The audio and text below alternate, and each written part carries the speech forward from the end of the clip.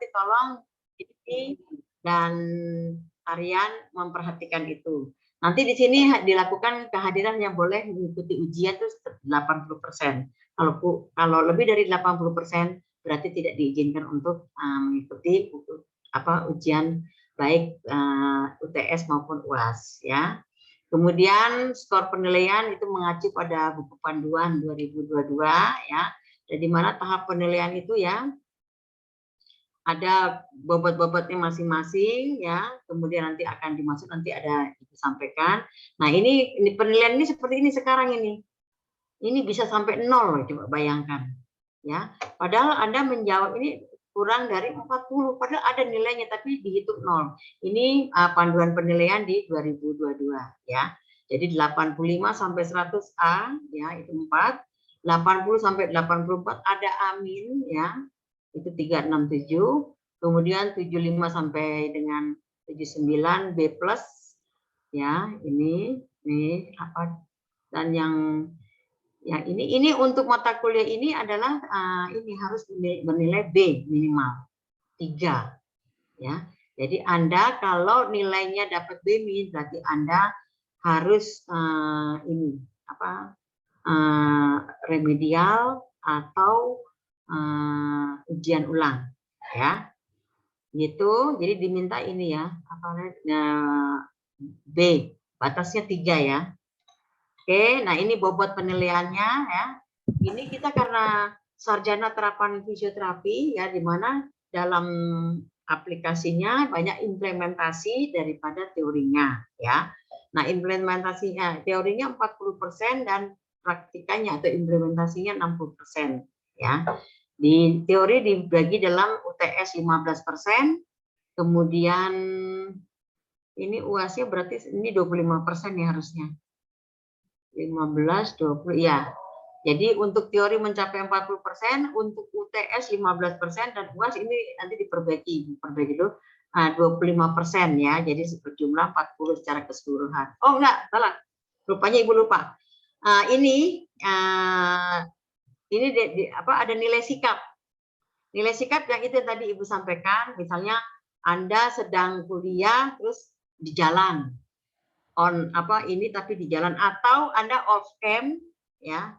Tapi waktu dipanggil tidak ada suara atau tidak ada tidak ada di tempat ya.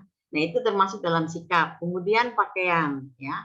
Memang kita daring ya, tapi tetap kita menghargai profesi kita. Anda ini adalah calon sarjana terapan fisioterapi ya, di mana mulai Anda belajar ya tentang fisioterapi itu sudah pembentukan sikap ya. Sikap itu banyak hal, baik dalam perilaku maupun dalam kita performance kita ya. Kita kuliah nanti pakai kaos oblong itu kan Anda tidak menghargai profesi Anda ya, meskipun kita dalam daring ya. Jadi kita memberi semangat dalam diri kita bahwa saya jadi menghargai profesi itu datang dari diri sendiri ya.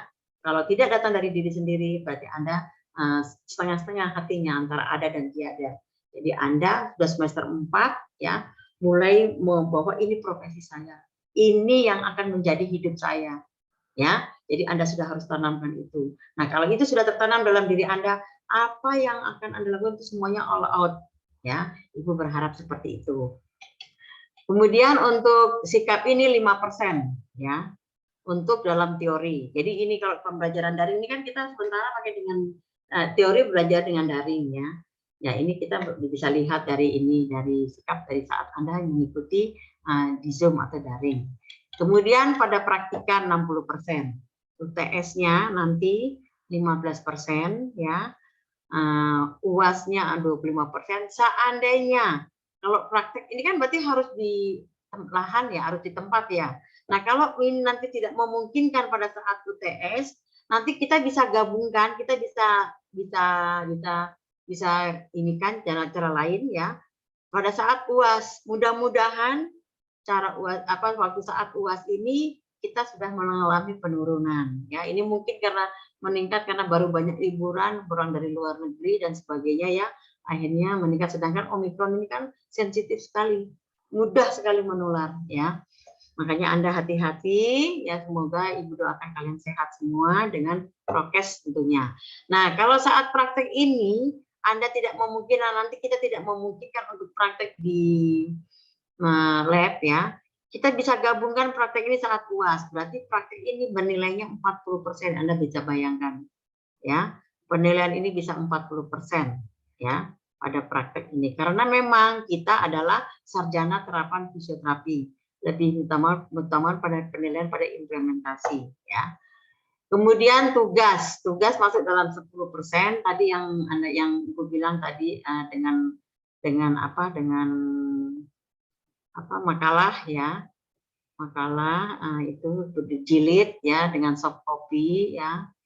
Itu Anda dapat tugas ini 10%. Kemudian sikap dalam praktek ini penting sekali, menilainya tinggi ya 10%.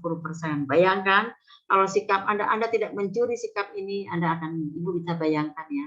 Udah nilai ujian nih prakteknya jatuh ya. Terus ininya tugasnya separuh-separuh, tambah sikapnya. Kalau sikapnya Anda bagus, Anda bisa memperoleh nilai 10% ya. Sikap kalau dalam praktek apa? Satu, pada saat praktek menggunakan pakaian praktek, atau udah punya semua pakaian praktek warna marun? Sudah? Sudah, Ibu. Sudah, Ibu. Sudah punya semua ya? Ya. Nah, ini penggunaan pakaian praktek ya.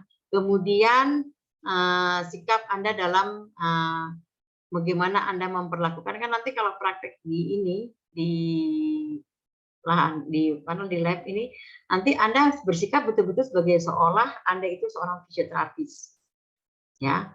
Jadi kita mulai bahasanya bagaimana berhadapan dengan pasien. Kita ya, mungkin ini masukan sebagai info aja untuk Anda. Kita dapat pujian dari Lahan ya untuk mahasiswa Poltekkes Jakarta 3, hebat dalam presentasi, kemudian dalam penanganan pasien praktek. Karena kita sudah mulai melatih mahasiswa sebenarnya dari mulai semester 3 kalau nggak salah ya. Tapi ini akan kita tekankan lagi pada semester 4 ya. Jadi nanti seolah seperti kayak drama, tapi drama untuk belajar ya. Jadi dalam bahasa nanti saat Anda praktek di semester 7 dan semester 8 di rumah sakit, Anda sudah tidak lagi canggung menggunakan bahasa terhadap pasien, bagaimana Anda berhadapan dengan pasien ya. Anda sudah terbiasa karena sudah dilatih saat semester 4 dan sampai dengan semester 5, 6, ini semester 4 ya, 5, 6, itu Anda nanti sudah dibiasakan bagaimana Anda bicara. Jadi nanti Anda semester 7 tidak seperti di sekolah-sekolah di pendidikan yang lain, maksudnya pendidikan fisioterapi di tempat lain ya. Makanya kita selalu, jadi kalau mahasiswa yang sudah semester 7, 8, sudah tidak lagi bagaimana kita belajar bagaimana bicara dengan pasien, bagaimana kita bersikap terhadap pasien, tapi kita sudah membuat kreativitas terhadap pasien. Misalnya kita membuat, misalnya kalau di pas kompetensi geriatri, Anda sudah langsung bagaimana bisa mengajak sekelompok lansia misalnya melakukan suatu gerakan. Anda otomatis dengan membuat suatu gerakan untuk misalnya stimulasi exercise misalnya. Itu Anda sudah ada itu dalam ini karena Anda sudah terbiasa dari mulai semester 4 sampai semester 6. Seperti itu. Itu keunggulan dari mahasiswa kita di Lahan praktek. Itu Ibu dapatkan dari pembimbing Lahan sendiri. Jadi dia begitu kagum ya, begitu bangga ya dengan mahasiswa Poltekkes Jakarta 3 jurusan fisioterapi yang praktek di tempat mereka di Lahan dengan kemampuan mahasiswanya. Ya, terus dari attitude-nya, dari performance-nya ya. Jadi dari itu Anda sudah harus tanamkan dalam diri. Saya seorang fisioterapis ya, yang harus saya bersikap bagaimana terhadap pasien, terhadap diri saya, dan saya tentu mempunyai nilai diri saya ya, mahal diri saya. Jadi Anda menanamkan dalam diri Anda bahwa nilai diri Anda itu mahal ya. Nilai diri mahal itu tidak bisa diukur dengan uang ya. Jadi Anda bisa itu nanti akan mempengaruhi efeknya sugesti terhadap pasien. Ya, itu pengalaman Ibu dalam pelayanan selama 32 tahun ya. Ternyata performance kita, attitude kita, kemampuan kita itu mempengaruhi pelayanan kita terhadap pasien, sugesti pasien. Sebab kita fisioterapi tidak seperti yang lain, misalnya dokter datang pasien dikasih resep dokter, terus kasih makan suruh 1 minggu, nanti 1 minggu habis kalau masih sakit balik lagi itu. Kalau kita tidak, pasien itu bergantung pada kita. Kita pengobatannya itu komprehensif, secara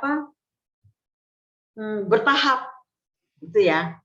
Mungkin pertama nyerinya hilang, atau spasmenya hilang, atau udemnya hilang. Terus kemudian atau bukan hilang, berkurang. Terus dia datang lagi ke pelayanan kita tambah berkurang.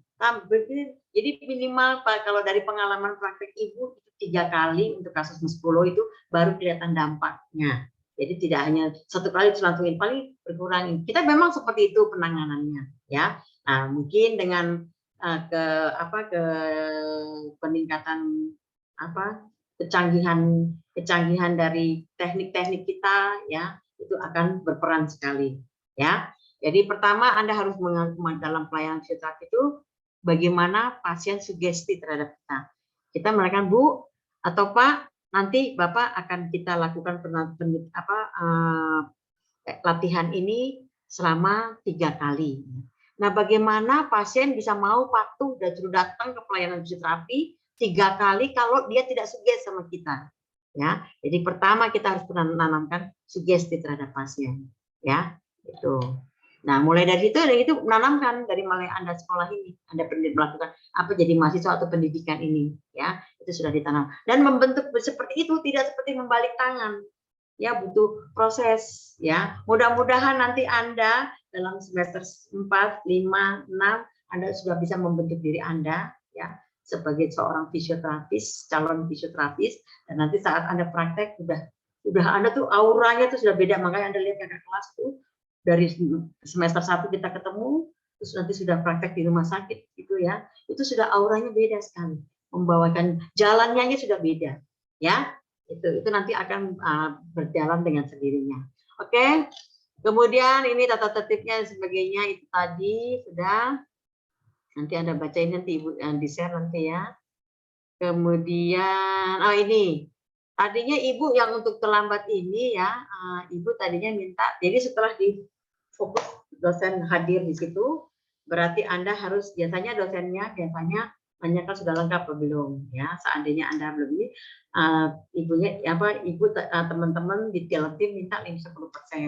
Tapi Ibu tawar-menawar, ya, karena mungkin kendala dari jaringan, ya. Itu ya Ibu minta 15 menit, ya, keterlambatan setelah dosen itu masuk ke dalam Zoom itu, ya. Kita sepakat itu. Tadinya kalau teman-teman dosen itu minta, tim Ibu itu minta 10, tapi pertimbangan itulah, ya, karena kita juga di daring dan di lingkungan ini, ya, yang tidak ini. Nah, ini referensinya. Nah, sekarang Ibu masuk ke dalam ini.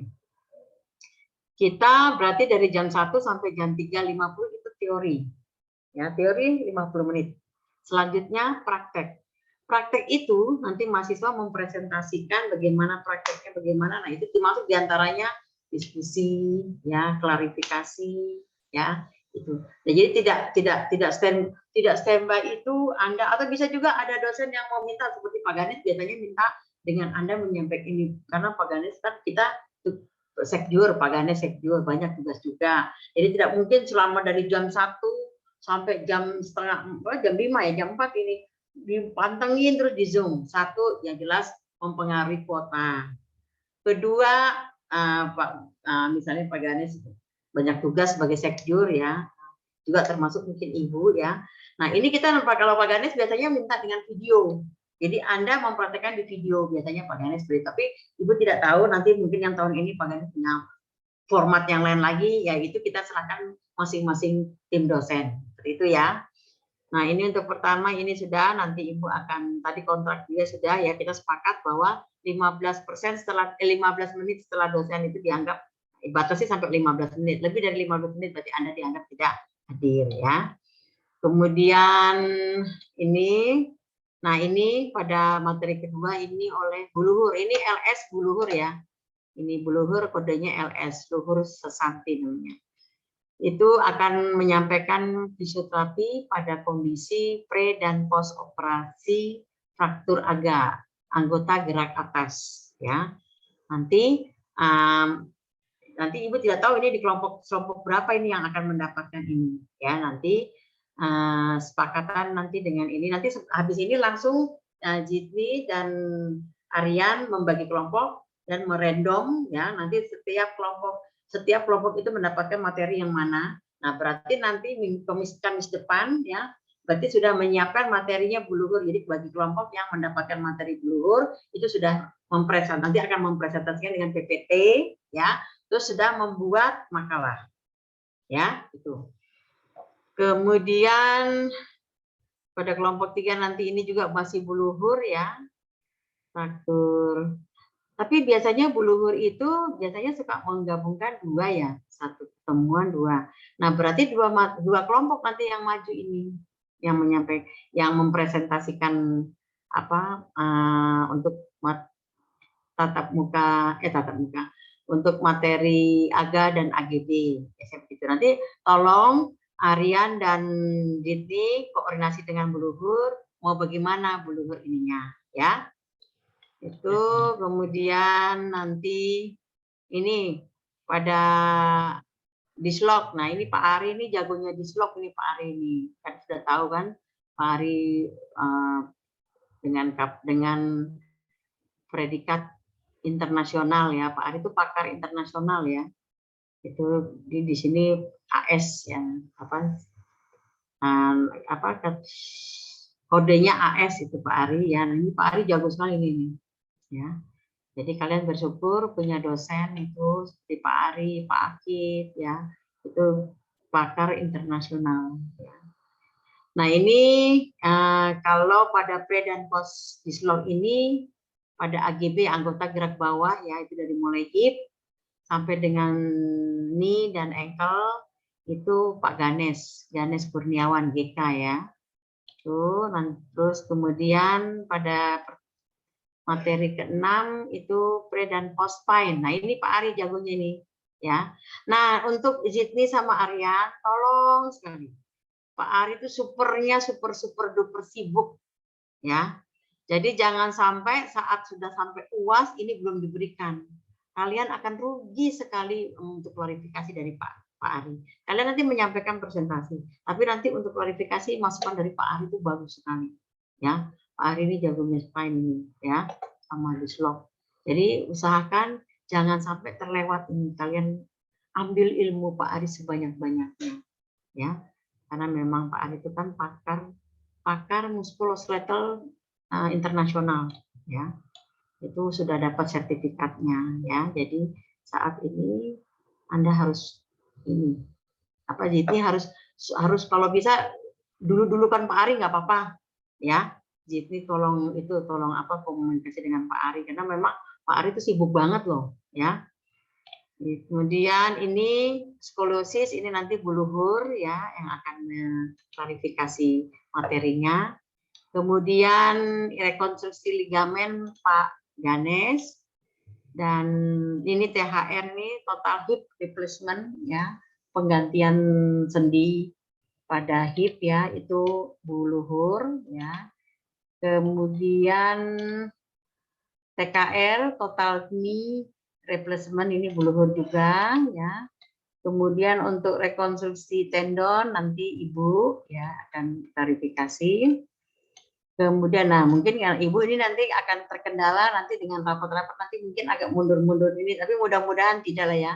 Tapi ini memang kita lagi punya kegiatan prioritas itu satu, penyatuan Poltekkes 1, 2, 3, kemudian pemilihan direktur. Memang di semester ini Jarmen pasti agak sibuk ya.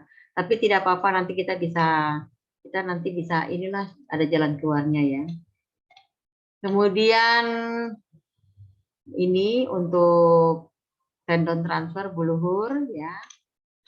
Kemudian ini keganasan sistem muskuloskeletal buluhur juga, dan terakhir ini pre dan post amputasi itu buluhur ya.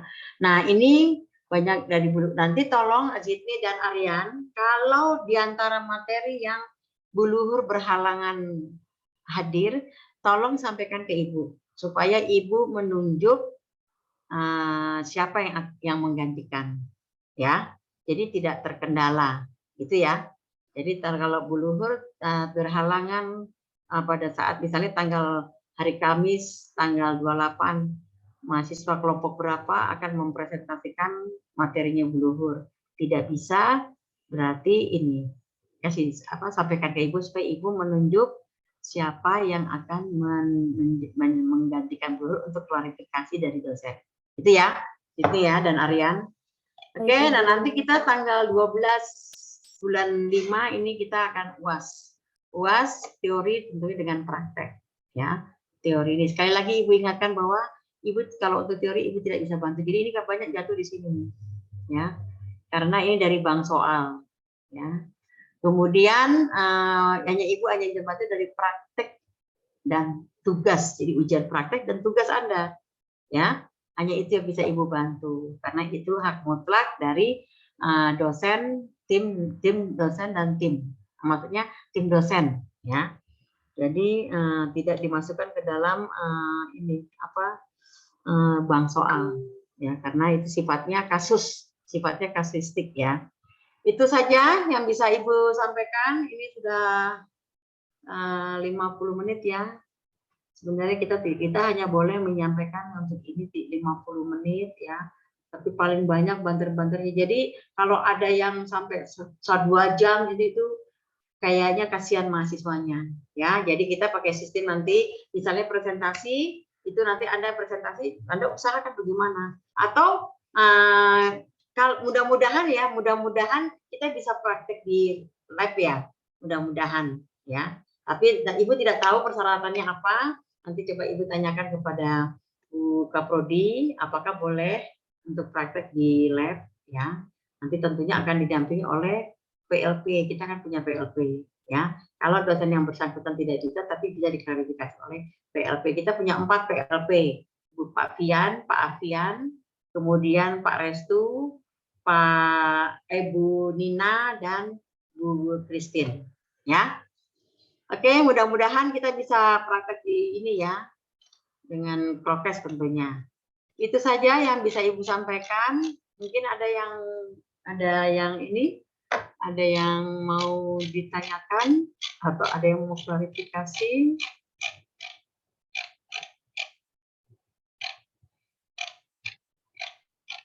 Gimana, ada?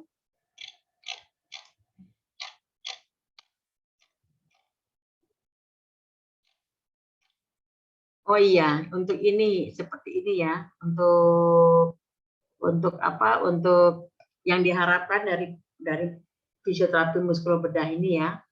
Ya. Jadi di samping nanti kalian akan menyampaikan di dalam makalah itu anatominya, terus patofisiologinya, ya. Kemudian di sini proses fisioterapi. Kalau bicara proses fisioterapi berarti ada di situ assessment, ya. Kemudian dari assessment itu Anda akan menegakkan atau membuat problem, menemukan atau mendapatkan problematik fisioterapi, ya. Kemudian setelah Anda mendapatkan atau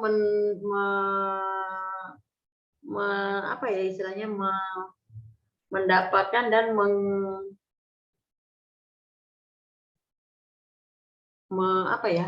mendapatkan dari pemeriksaan itu, ya, Anda mendapatkan problematik fisioterapi, nanti Anda akan mampu menegakkan diagnosa fisioterapi, ya. Jadi untuk muskuloskeletal ini diharapkan Anda melakukan assessment.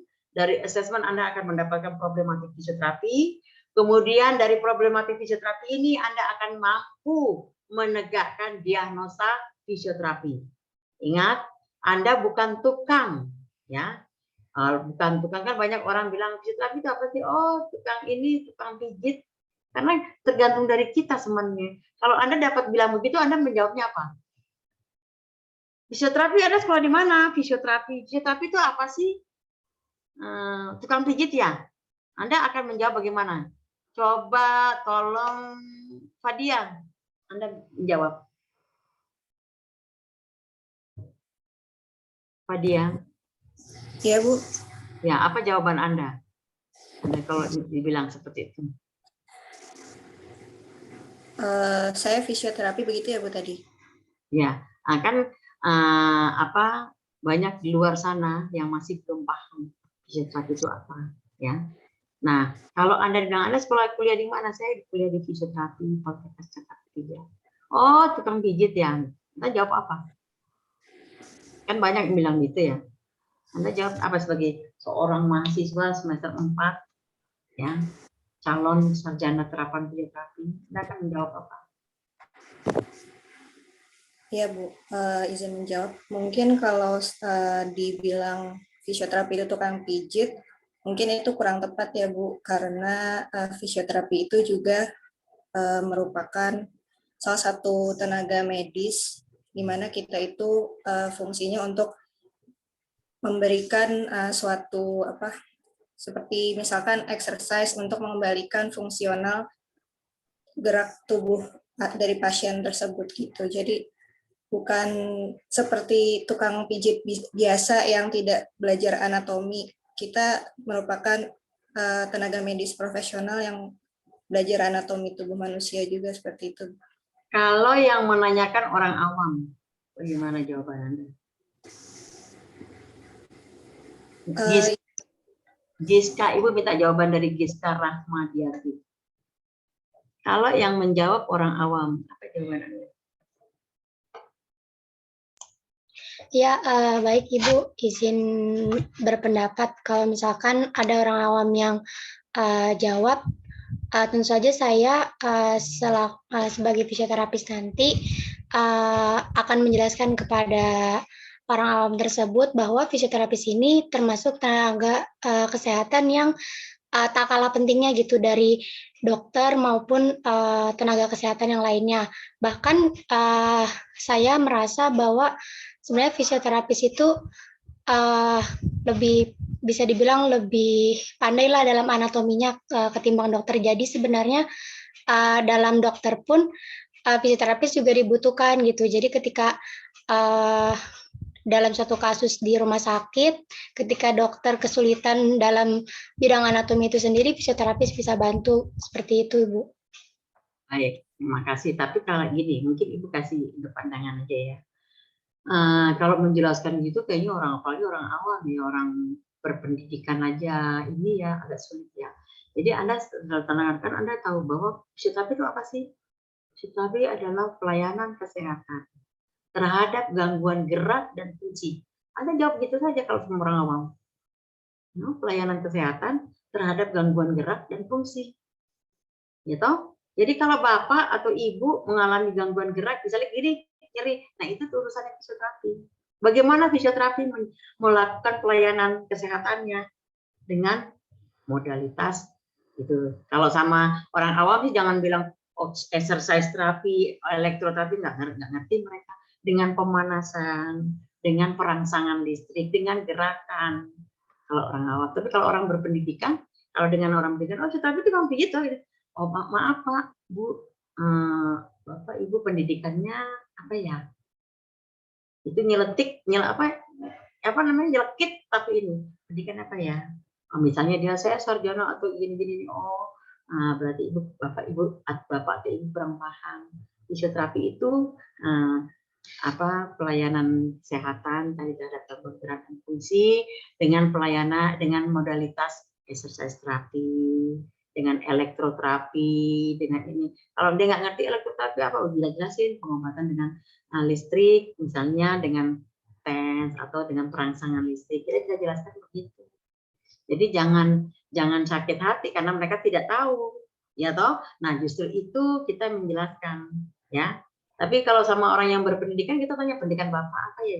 Oh itu seharusnya Bapak pendidikan S2 atau misalnya orang profesional apa misalnya harusnya kalau tidak tahu tanya, jangan ini. Jadi kan jadi kasihan Bapak atau Ibu orang berpendidikan tapi ngomongnya asal ngomong saja. Gitu tuh mereka malu sekali karena pengalaman Ibu gitu. Ibu kalau ada tanya padahal seorang dosen S2 ya bilang, oh itu fisioterapi, oh fisioterapi cuma pijit aja. Oh maaf, Anda itu sebagai dosen berpendidikan S2. Kalau tidak tahu tanya, itu baru orang berpendidikan. Tapi kalau Anda SD atau SMP, tamatan SD atau SMP, ya akan berpikir seperti itu. Ibu menjawab seperti itu. Itu udah telak gitu sama mereka. Kalau orang yang berpendidikan ya. Tapi kalau orang awam ya Anda jangan marah kalau bilang, oh Bapak salah ini, yang fisioterapi itu pelayanan kesehatan terhadap gangguan gerak dan fungsi dengan pemanasan, dengan perangsangan, dengan gerakan. Kalau sama orang awam, karena kita jelasin yang ini kan mereka begitu ya. Oke? Ya, nah itu salah satunya, tunjukkan juga performance Anda. Ya, cara Anda menggunakan yang pakai hijab, gimana elegan, supaya elegan menggunakan hijab. Itu penting dari pengalaman Ibu sebagai praktisi. Ya, kemudian bagaimana Anda bicara, bagaimana Anda ini, ya, itu penting sekali. Ibu tidak mengajarkan Anda untuk gaya sombong, tidak. Ya, gaya sombong itu apaan? Cuma elegan, tahu nggak? Elegan itu gimana ya? Pokoknya gimana ya? Tahu kan, semua udah tahu lah elegan gimana, ya. Tertawa nggak ngakak sembarangan, ya. Nah itu menunjukkan kita. Jadi dari sikap kita sudah menunjukkan bahwa saya ini fisioterapis, calon sarjana terapan fisioterapi, ya. Nanti coba kalau Anda lihat kakak-kakak kelas ini udah jalannya, cara berjalan, cara bersikapnya udah beda, karena itu memang. Nah, nanti mudah-mudahan Anda ini kan semester 4, nanti mudah-mudahan kita bisa daring, bisa online ya untuk bisa offline ya untuk praktek. Nanti bagaimana Anda menanyakan itu, nanti kita akan koreksi untuk yang baik dari dosen yang bersangkutan maupun dari PLP. Bagaimana Anda bersikap terhadap pasien. Ya, itu mempengaruhi bagaimana pasien akan menyikapi kita. Ya, ingat nih Anda punya nilai diri. Itu yang penting dulu, ya. Jadi tidak. Jadi Anda jangan menganggap bahwa sering Ibu lihat di pelayanan ya, pelayanan di rumah sakit itu menganggap bahwa kita ini soalannya dengan profesi lain, apalagi kalau ketemu dokter, aduh hormati minta ampun kayak gitu. Bukan Ibu nggak mengajarkan langsung nggak sama teman dokter. Kita ini tim, ya. Anda tidak tahu ilmu saya karena saya belajar. Ini nanti Anda sampai profesi berapa tahun? 4 tahun, 1,5 5 tahun setengah ya? Ya toh? 5 tahun setengah Anda kuliah untuk fisioterapi. Ya toh? Mereka tidak tahu, Anda yang tahu. Jadi Anda juga punya jati diri, punya nilai diri. Itu ya. Paham? Ya, Ibu selalu ingatkan seperti itu. Makanya dari mulai sekarang ini Anda semester 4 Anda sudah mulai dengan performance yang elegan. Ya, Ibu berharap itu. Misalnya cara bagaimana Anda menggunakan berpakaian, bagaimana Anda bersikap, ya. Itu oke. Jadi nanti Anda akan praktek, mudah-mudahan ya. Aduh, Ibu berharap gitu ya. Nanti Anda akan pelajari tentang fraktur, dislokasi, ya, terus keganasan. Ini sebenarnya untuk keganasan muskulo ini Ibu sebenarnya berharap pakarnya ini Pak Eko Hartono, itu kepala fisioterapi di Rumah Sakit Darmais. Tapi Ibu kemarin menghubungi Pak Eko ini kok beliau agak sibuk ya. Sebenarnya Ibu ingin beliau mengajar di keganasan ini keganasan ini cancer, ya. Bagaimana kadang ada di Ibu supaya juga teman-teman nggak tahu bagaimana kalau udah cancer, apalagi di ICU udah seperti bingung mau bikin apa, gitu. Tapi coba nanti Ibu tetap usahakan ya, kalau bisa Pak Eko Hartono ini menyampaikan materi tentang keganasan ini, alhamdulillah ya. Karena ini memang Pak Eko ini kepala fisioterapi di Darmais, jadi udah makanannya menghadapi ini. Nanti Anda dapat ilmu itu, nanti Ibu usahakan. Tapi Ibu tidak tidak pastikan ya, tapi Ibu akan usahakan. Itu ya. Baik, nanti kemudian tentang dislokasi itu sudah. Oke, itu saja. Ada lagi yang mau menyampaikan sesuatu? Tidak ada? Jitni, Aryan, halo. Ya Ibu, mungkin cukup Ibu, cuma mau ini aja, apakah kami boleh itu Ibu mendapatkan RPS-nya? Ya, baik, nanti selesai ini Ibu akan serahkan mengirim RPS ke Jitni dan Aryan ya. Nanti dari RPS itu Jitni bisa share ke teman-teman, kemudian membagi pakai random ya materinya ya. Misalnya kelompok 1 belum tentu dia akan membawa di materi pertama, tidak seperti itu ya, di random ya. Iya Ibu. Jadi Aryan sama Jitni. Supaya itu kalau random kan berarti ya itu inilah untung-untungan, oh saya dapat kasus yang ringan, oh saya dapat kasus yang berat, tapi semuanya sama beratnya sih ya. Dan Anda membuat ini nanti presentasi, membuat PPT presentasi ke dosen, nanti akan dosen yang bertanggung jawab terhadap materi itu akan mengklarifikasi ya. Itu kemudian praktek, nah ini insya Allah mudah-mudahan bisa kita praktek di, tapi Ibu belum tanya, Ibu belum dapat, nanti Ibu informasikan ke Jitni atau Aryan ya, mudah-mudahan kita bisa praktek ini meskipun dengan prokes ya. Tuh, baik, itu saja yang bisa Ibu sampaikan. Semua sehat ya, mudah-mudahan kita dapat pertemukan di tempat praktek ya. Mungkin kalau untuk di ini kita, kalau di praktek kan enak ya, nanti di lab Anda langsung presentasi ya toh, langsung praktek kan enak begitu ya, ya toh. Kalau yang selama ini Ibu sebelum COVID sih seperti itu ya, jadi kita enak sekali, makanya agak beda waktu mahasiswa yang sebelum COVID dengan mahasiswa yang era COVID ini penguasaan materinya ya.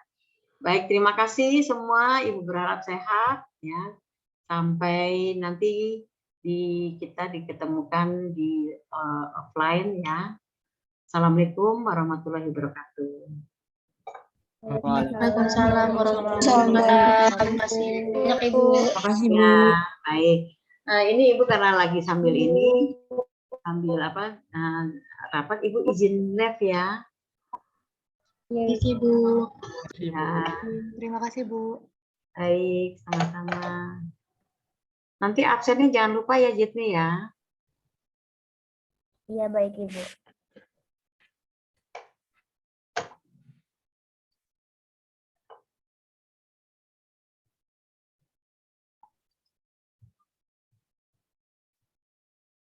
Ini apa? Tolong ini dong, keluarin dari ini. Tolong dikeluarin dari nanti. Keluar dari Zoom ya.